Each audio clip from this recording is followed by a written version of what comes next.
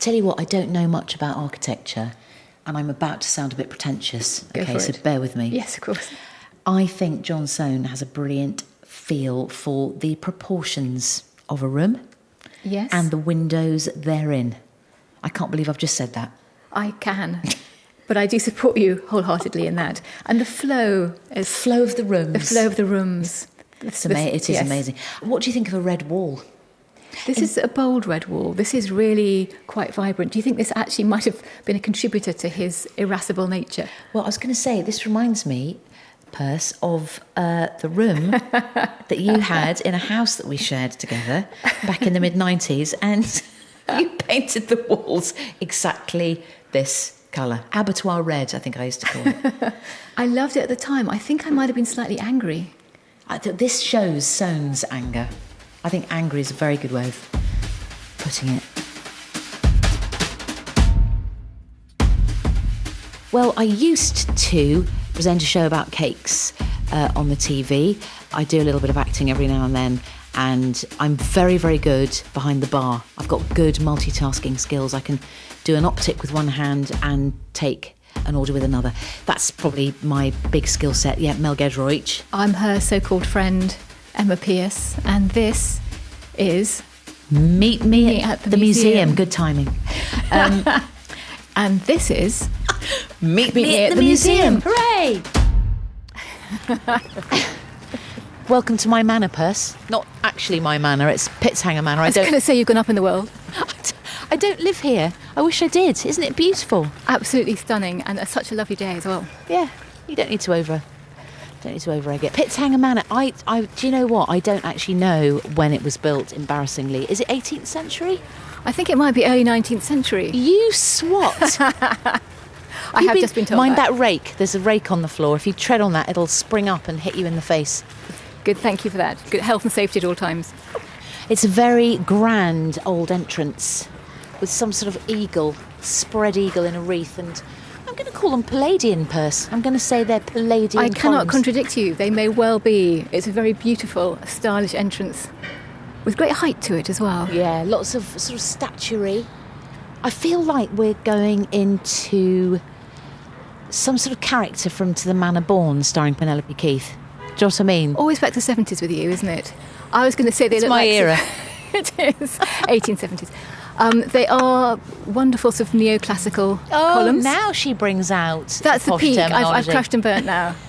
I've burnt myself out. Neoclassical, as in the sort of the columns. The Ionic columns, I think, possibly. I've given Look, you my all. We need haven't even tickets. got inside. We need tickets. Come on, let's go to the Yep. booth. Oh, wow, this is cool, man. Oh, Gosh. right. This is proper. So electronic doors as we go in. That's very modern. Hiya, good afternoon. Hello. Hello. Hi. Hi, nice to see you. This is lovely. So you're an Ealing resident? Yes. And an Orphan member? I do have a National Art Pass as it goes. Fab. Bit smug, sorry. Yeah. A little bit smug. It's all right. So you're actually entitled to double discount, which is great. So your ticket today is only £2.25. That is a bargain. Does that mean I can stay forever? Yeah. Can I live here? Yeah, until closing time. But absolutely.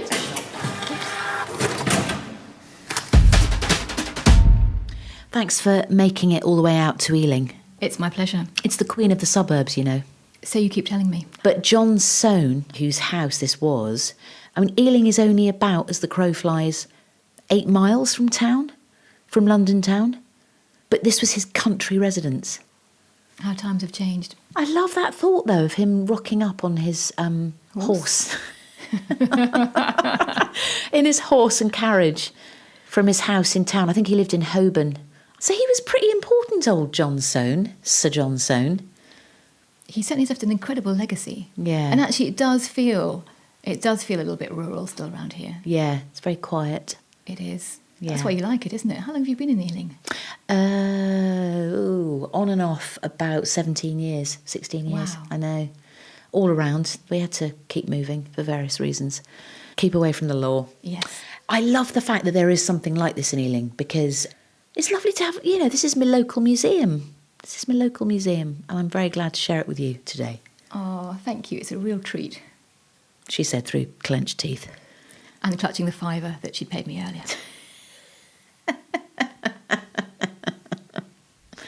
We're going to meet the director of this museum. Oh, brilliant. I've set it up, Purse, for you. Thank you. I owe you. So we can ask her various questions. There's a few things I'd love to know, actually, about old Sir John Soane. Interesting character, I expect. Oh, yes, around in the early 19th century. And I think he had a few problems in his family. I seem to remember from going to the museum in London itself. Something with his kids. I don't think he left his kids anything when he died. Gosh. I don't know why. We'll have to ask. Yes. He left everything he owned, and he was a massive collector of classical antiquities.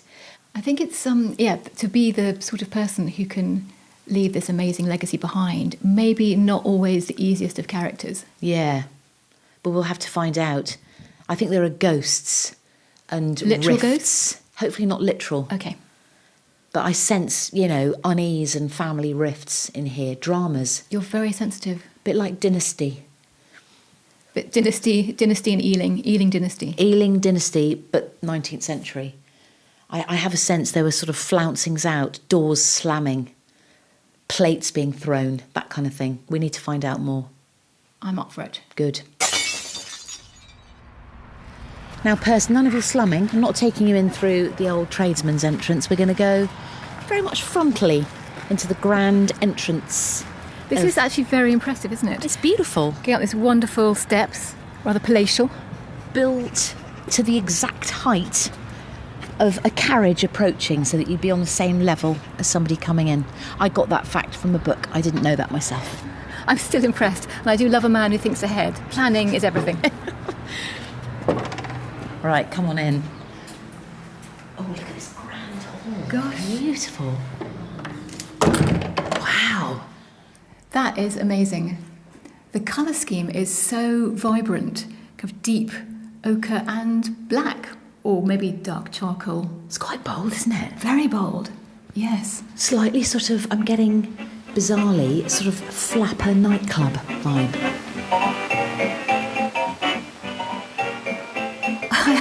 I've never been into a flapper nightclub, so I can't confirm or deny. Nor have I, but I'm just imagining some very glamorous occasion. I was thinking it looks rather like one of those Greek urns. The inside of a Greek urn. Or the outside of a Greek urn. The outside of a honest. Greek urn. I don't want to be trapped inside a Greek urn with you, much as I love you, Perce, but... I think there wouldn't be room with there. But it's very nice because straight ahead you get that beautiful window through to the open, I suppose, John Soane's, it's his back garden really, isn't it? It's a beautiful park out there. Should we check out the eating room? Absolutely. Will there be snacks? I hope so. Here's hoping. I hope they're not just museum fake snacks, I want the real thing. Oh, look at this. Wow. Look at the colours. Suddenly we're in kind of amazing pastel territory. It's very Wedgwood. Yes, it is. Beautiful blues and amazing scroll work. And lovely. Is that done in plaster, all that white stuff all on the top? Decoration. It's a bit like being, and you'll relate to this, inside a cake, isn't it? It's very cake-like. Happy with the new window shutters that are installed in this room, Mrs. Soane? Yes, Mr. Foxall, very pleased. You have been such a help generally decorating and furnishing the house. That was a surprise. That was a very good moment. So as you go round the museum, you'll suddenly get these little bits of audio coming out at you as to sort of create the idea that you're here and having a dinner party, I think. Move further down the table, there might be something else.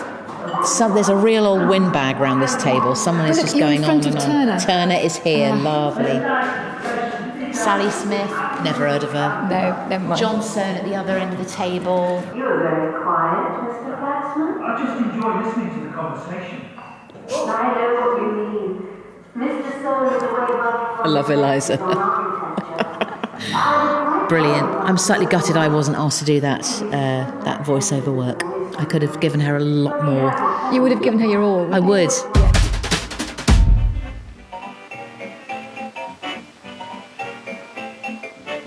Well, Emma, a very warm welcome to Pitzhanger. Really nice to meet you. Good to meet you. lovely to meet you. Claire Goff, I'm director here. So it's great to have you here. Do you ever have parties in here, Claire? Sorry, that's my first question.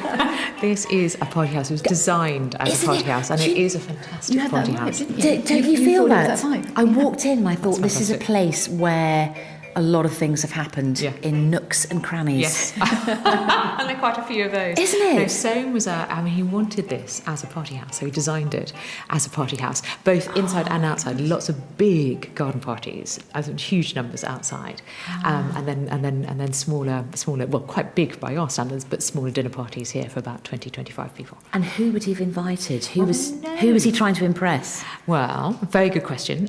Very much trying to impress potential clients. Some of those were friends that he was trying to persuade to commission him to do work, but other people very definitely trying to influence sort of the beau monde of the time. But we've got a few records down in the eating room, which is the dining room, of people who he has invited. So they include Turner, the artist, who was a great mate. He used to go fishing with Turner down in the fishing lake, down at the bottom end of the park.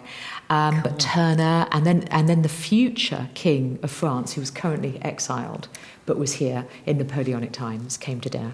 And then quite a few singers and artists and sort of politicians and so on. Everybody who was trying to influence. So it was the sparkling society of that time. Yeah, absolutely. And actually what we've tried to do in the eating room, we've tried to recreate a bit of a dinner party. So if you go in there, you pick up snippets of conversation that might have been going on in the sort of early 1800s, talking about the abolition of slavery and talking about war with the French and sort of issues. When I was planning my grand tour, the war with France meant there was a ban on travel. I was lucky too. A rich patron paid for my trip. I was free just to wander about with my sketchbook and draw whatever took my eye. I had such hopes of design. I think Soane was an absolute classic genius. He is absolutely brilliant, but that comes, I think, with a few downbits. I think he was, he could get a bit upset, easily offended. Oh, a bit moody. And a bit moody. He did very interesting something about the design of this house. It was an entertainment house, but there are very few bedrooms. So it was come to dinner and then please go away again. Interesting. And I suspect, I don't know this, but I suspect he was a brilliant party animal, life and soul of the party, and peaked at the party, but I suspect probably you didn't want to see him over breakfast, so I think that's part of the thing. Come to dinner and then... He was a massive boozer, Claire, is what you're basically saying. We do have some records, which is quite fun. We do have some records of what he drank at Christmas, only the very best champagne, Ruinart champagne, and he used to share that with his staff at Christmas, so giving them porter and punch at Christmas. So alcohol definitely played a part. But of course, it was the Napoleonic Wars when he was living here, so they had to be slightly careful about how much alcohol you could get from France. Okay. So maybe it's more from other countries. And what about his relationship with his children? Difficult. Very difficult. And sad, it seems. Very sad. Very sad. Was he over-demanding dad?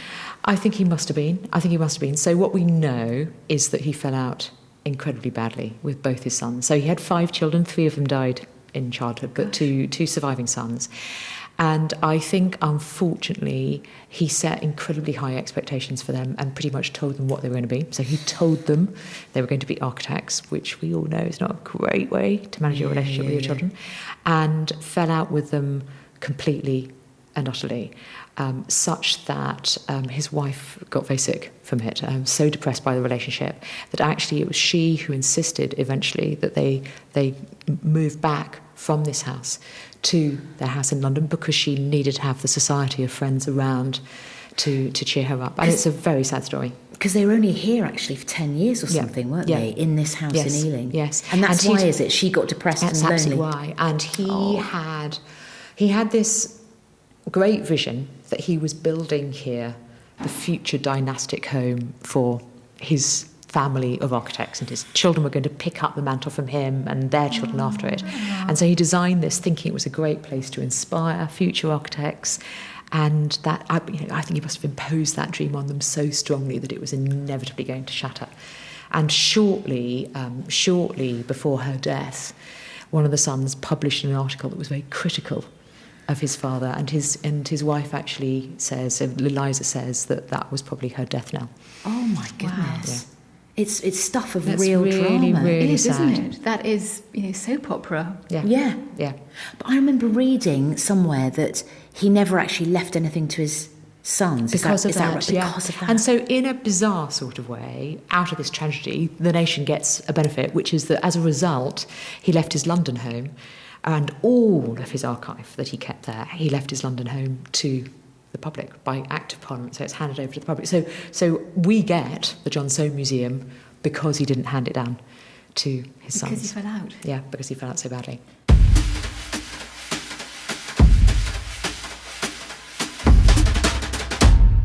I wonder, Perce, over this is terrifying, our 40-year friendship. It's 40 years, mate.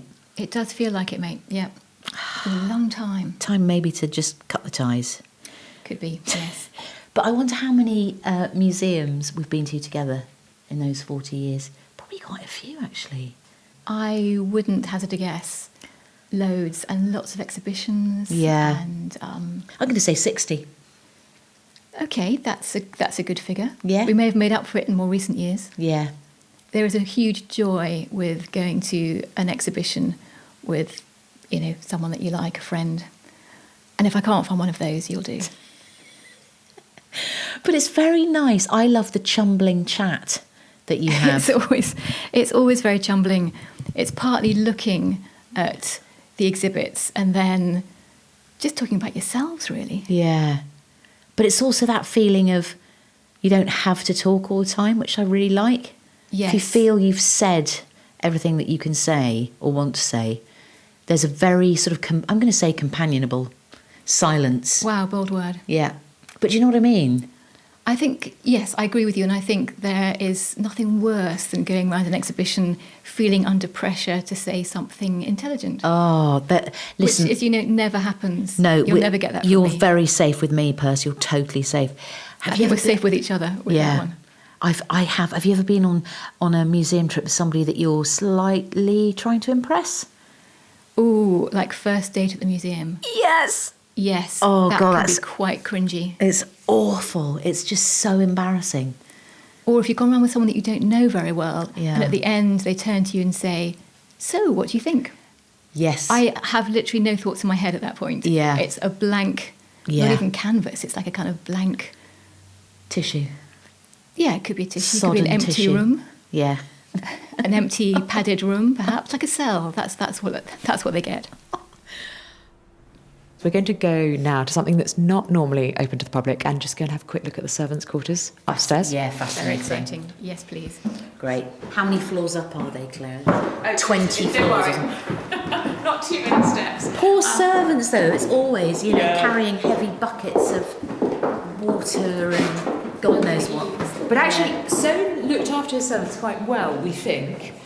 So little things like the fireplaces in the servants' quarters are exactly the same as what he puts in his bedrooms. So he's very That's definitely cool. not treating them as, So it's quite democratic. Yes, and there are a few other things that suggest he came from quite humble beginnings, and he probably didn't feel that it was appropriate to treat servants in quite the ways that not everybody did. Great. That's good. We're now going to go up these rather wonderful stairs underneath the statue of Minerva and take you up to the servants' quarters. Lovely. Just as we go past it, that is his stunning main entertaining room, his upper drawing room, and it's got the most Beautiful wallpaper. spectacular Chinese wallpaper on it. It's amazing. Is it hand-painted, It's that wallpaper? hand-painted. It took us 6 months to do it. A wonderful artist called Alistair Peebles painted it by hand during the conservation project after endless research about what it would 6 have been. months. Wow. It was always a really lovely place to do during the conservation project because it was kind of, building chaos everywhere else, and that was a serene place. And he'd be playing classical music, and I'd go in there. I was going to say, what was he listening to as he did it? I was imagining Radio 2 playing, but it's a bit lowbrow. Radio 3, I think. Radio 3. Yes. Brilliant. Right, onwards. Let's go. So we're now on is this the first floor? So now I'm sneaking you through into this little lobby beside Mrs. Soane's bedroom. And then there's a tight little... Sorry, Are you no, all no. right, Claire? She's taking us through some Very dark strange corridors. Do we trust her? No wonder Eliza was so depressed. So we're going into Eliza's bedroom, I think. I'm not sure if we're in... Take up. Oh! Oh, wow, this is like a little labyrinth. So these are the family bedrooms leading up to... There's a tiny little lobby. Amazing, little tiny narrow staircase. But very quickly you'll see why, as I brought you up here. So here we are on the landing, and we're looking up at this huge roof light that sits square over the centre of the building. And just like downstairs in the conservatory, there are little panels between the clear glass of really gorgeous blue and yellow. And it's just so lovely. Again, like you get downstairs in the conservatory, when the sun's out, now of course the sun's setting, so you're getting this rather gorgeous sunset, but when the sun's out and strong, you get this lovely reflection of blue and yellow on all the walls, which is gorgeous. But what's so weird about it is that the roof light is big and it spans more than one bedroom, and so the wall comes up to a certain height, but there's no partition above that, so effectively all the bedrooms are sort of kind of linked, Like a lavatory cubicle. Yes, exactly. Isn't You've it? got it. There's- Just it's- like a it lavatory is, cubicle. isn't it? so you can hear what's going on. Yeah. No worry about being locked into your room, because you could nip over the top if you had But to. no secrets between the servants. No, I wonder if people did do that. I wonder if they did, because you could climb up, couldn't you, over these walls and hop into the next. Yeah, I have visions of them Cubicle. throwing a sort of apple core over or something like Yes. that Yeah. to shut somebody up if they were talking too much at night. Yeah. It's always really nice in a museum. This hasn't happened to me that much before, but when you get shown something that no one else gets to see, it's quite exciting. You know, when you open those little back doors and you get to It's like a go little through. revolution. Yes, Yeah. yes. Oh, well, it's been fantastic showing you around. Thank you so much for coming. So I suggest now that you go downstairs, back down into the gallery where John's waiting to meet you and show you around our exhibition. Are you trying to get rid of us, Have we Claire? outstayed our welcome? It usually happens, be honest. Always welcome back here. But John can't wait to meet you, so. Thanks, Claire. Thank you. Thank you. We'll go down the little steps. Don't take a tumble. Yeah, do not take a tumble. Yeah.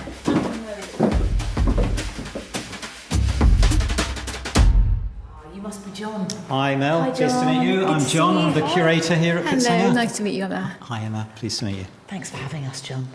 We're quite intrigued. We've got a few things to ask you, if you don't mind. I don't mind. So Pitzhanger Manor, it's the home of John Soane. You've added in the last few years with the refurb that's gone on here, gallery space, is that right? Yes. Yeah. I mean, what you'll be looking at in a minute when we go into Ez's installation is actually a former library. It was built in 1939, and it used to be the site of John Soane's kitchen, basically, where he did all the food to take through to the manor. So since 1939, it's been a library, and it's had different evolutions since then. But last 3 years, it's been closed and we've renovated it. But basically, you won't see it on this installation, but if you come back again, you'll see through amazing skylights. The first show we did here, the gallery was completely open and you could walk in, but you'll see in Ez's piece in a minute, it's slightly different. So, it was a former library and now a gallery. Now, this exhibition is only on till January. Yes. And this podcast will be, I don't even know the terminology. What does a podcast do? It's out, is it? It's out? I think it's generally out. Like an yes. old LP used to be back in the days. It's out in April. Tell us about the Hogarth. There's a big link with Hogarth and John Soane, isn't there? There is, yeah. Hogarth's wife bought the Rake's Progress back in 1801. We're getting back the original paintings that were bought for here that now are at Lincoln's Inn in the picture room. So Rake's Progress isn't here quite yet, but by the time this podcast goes out, Yes. Rake will have made his progress all the way back to Pitzhanger Manor, where he was destined to be. Is that right? Yeah, first time in 200 years, or over 200 years since they left, yeah. So we're doing a contemporary show around the Rake's Progress. So the Rake's Progress is this one guy inheriting a lot of money from his father, pays off his... So it's a bit like a comic strip, a bit like a film strip. It was one of the... People do refer to it as a comic book, you know?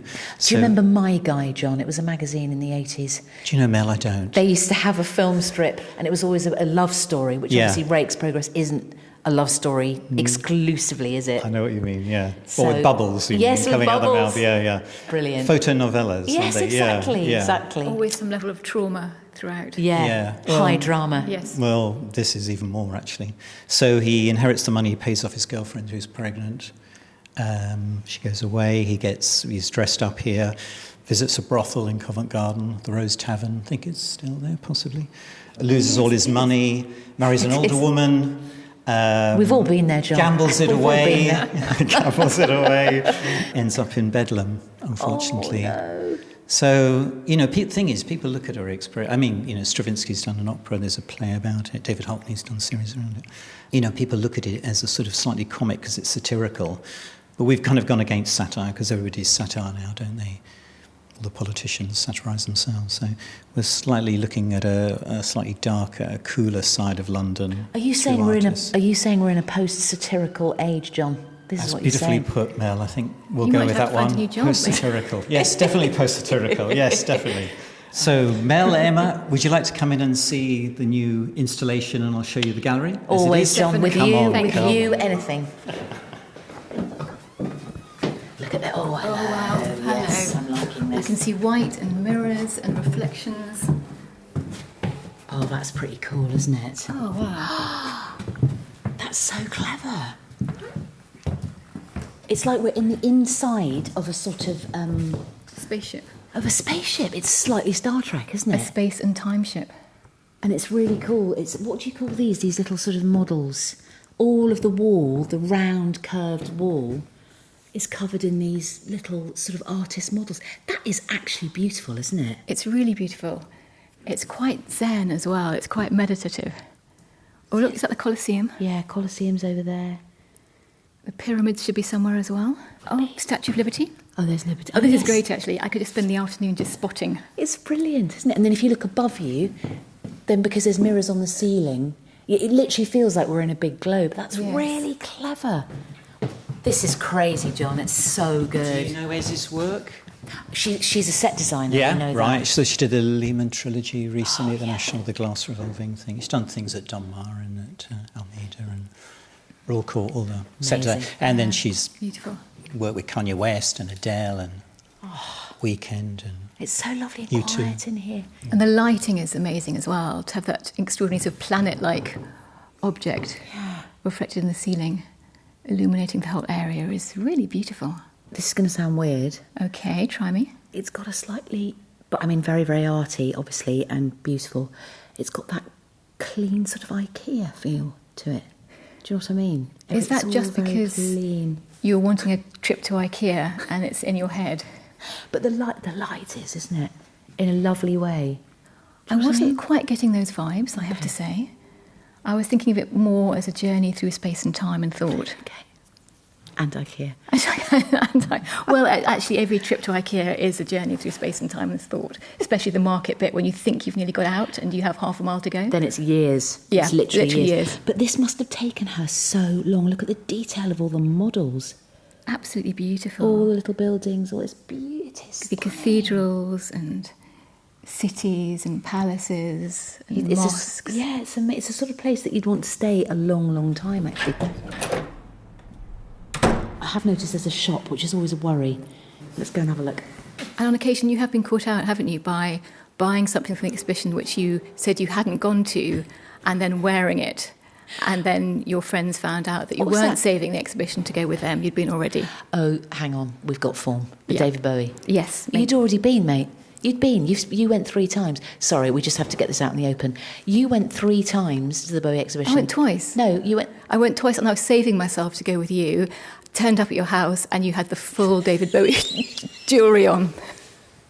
I'd forgotten that. I'm so sorry, Beth. You came to the door bedecked in David Bowie. Hang on. That one we went to the other day, though, there was another one where you had already been.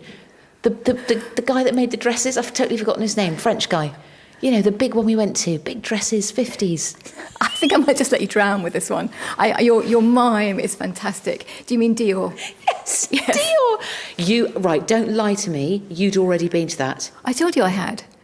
I did tell you, I did fess up, I said I had been. This podcast is now becoming a therapy session for our friendship, which is too long anyway. 41 years of friendship with this woman. This could be the parting journey, couldn't it? The parting outing. And about time, in many ways. I'm sorry about the Bowie. I had actually blocked that. I totally forgive you. I apologise for everything else I've ever done wrong in our friendship. We haven't got time to enumerate. Sorry, like belching. Now, Perce, I'm aware in the old diary... Yes, mate. Actually, it's next week, I think, or the week after. I'm going to come round to your gaff and we're going to do a little bit of DIY. I'm looking forward to it. Bookshelves. Can we bring anything that we've learnt today from Pitzhanger Manor into your flat? I think although I do live in a flat, I am quite keen now to knock through into the neighbour's floor, really, and create a bit of a skylight for myself. With vestibule? Definitely a vestibule. That's what I'm lacking at the moment. And a tribune. A tribune, a vestibule, and lots of extra light from the surrounding area. Yeah. A light well from the upstairs neighbours would get on a treat, I think. Just kind of drill a hole in your ceiling into the floor above. Lots of holes. Yeah. I would quite like to live in Pitzhanger Manor, I'm not going to lie to you. You know I've always had ideas above my station. Yes, I do know that you have. I think it is really appealing because it's actually not so enormous that it feels really daunting. It is quite big. Yes, obviously it's about 15 times as big as my flat, but you feel that you could move your furniture in, and although it would lower the house price immediately, you could work with it. Yeah, it feels domestic, doesn't it? Which is lovely. It does, yes. And really nice place actually to come with a mate here. Do you know what I mean? Are you going to find one? For next time? I tried everyone before I got to you. I'm sorry. I tried about 25 people. None of them could come. It's okay. I'm used to it. I'm not saying you were the last resort for this museum trip, but it was tricky. Yeah. Well, luckily I've had nothing else in my diary, so. And we said before, the House of Drama. It was all kicking off here, yeah. wasn't it, with the Yes. family? That is quite depressing, isn't it? It's really depressing. You can imagine really overbearing dad. Yeah, but also building this place with real expectation on it to be the kind of party house, the weekend place Yes. where you invite all your flash friends. And then actually the reality of it to be this kind of quite sad domestic family story. Quite weird.